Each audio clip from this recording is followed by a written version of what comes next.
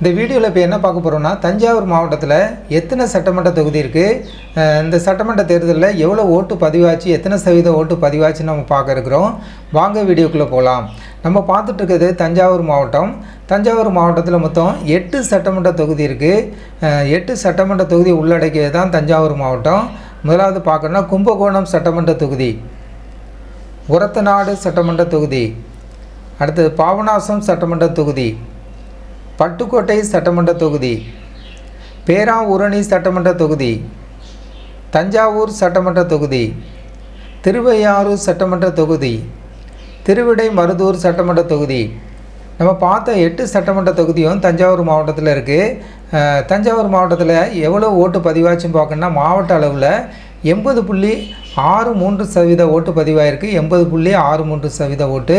இப்போ தாலுகா வாரியாக ஒவ்வொரு சட்டமன்ற தொகுதி வாரியாக நம்ம பார்க்கணுன்னா, கும்பகோணம் சட்டமன்ற தொகுதியில் 81.4% ஓட்டு பதிவாக இருக்கிறத பார்க்குறோம். உரத்தநாடு சட்டமன்ற தொகுதி 82.98% ஓட்டு பதிவாயிருக்கு.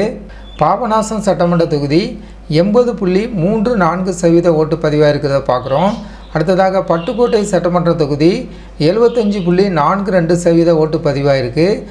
அடுத்ததாக பேராவூரணி சட்டமன்ற தொகுதி 81.89% ஓட்டு பதிவாயிருக்கு.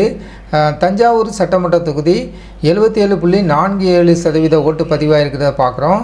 அடுத்ததாக திருவையாறு சட்டமன்ற தொகுதி 85.19% ஓட்டு பதிவாயிருக்கு.